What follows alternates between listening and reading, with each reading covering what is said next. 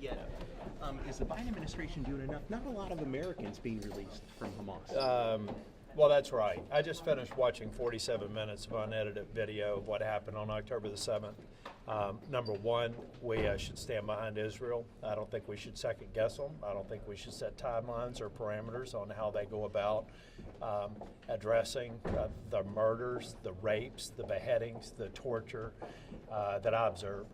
And I think the Biden administration needs to stand strong with Israel. Israel's going to follow the rules of war, the law of war. We need to stand solidly behind them, and the administration needs to keep putting their foot on the accelerator and getting the American hostages and all the hostages that remain out. Senator, did you just watch this footage? I did. Just in this meeting? It was horrible, and I think anybody in Capitol Hill who thinks that there's any rationalization for the actions of Hamas, they need to watch that. I can't imagine any human being seeing what I saw and drawing that conclusion. Senator, I want to ask you, there's been obviously a lot of discussion around the Israel-Ukraine aid package. We just talked to you about how the border talks are going.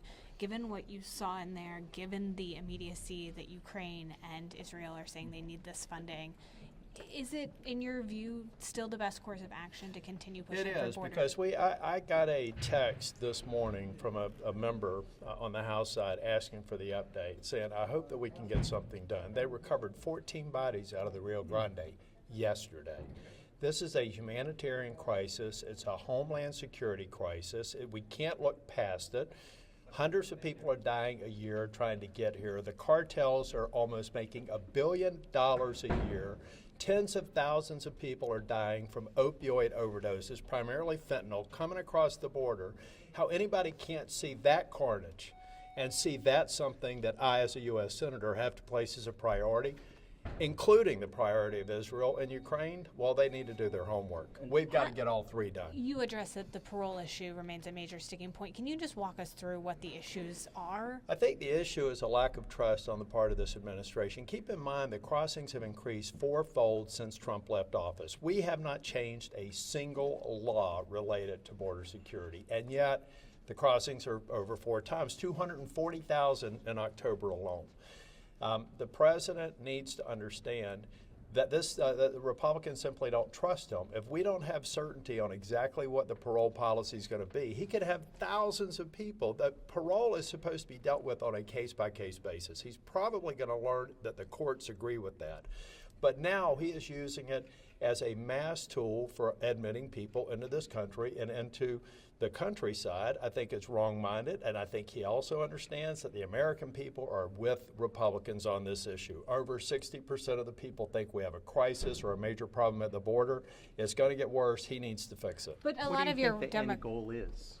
I think the end goal is to move forward on good progress with asylum reform, actually getting the standard for determining whether or not someone should go to an asylum proceeding higher. 80% of the people are not judged as having a valid claim.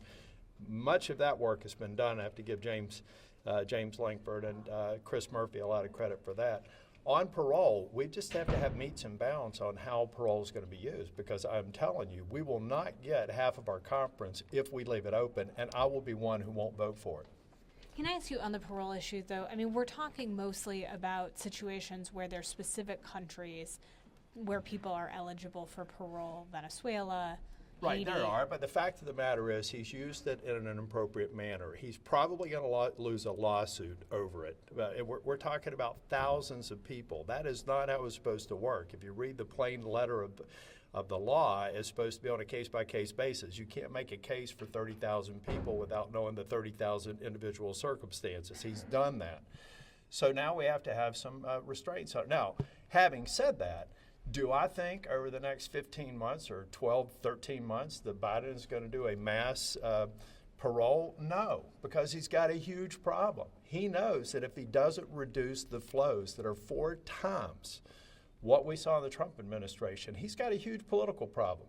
And don't take my word for it, take the voters of Montana's word for it. Number one issue there. John Tester, everybody else should be pounding the table telling Biden he's got to get his work done. He's failed us on the border and he's got to fix it. And yes, it is every bit as important as the other issues that we have to support in the supplemental. Thank you, sir.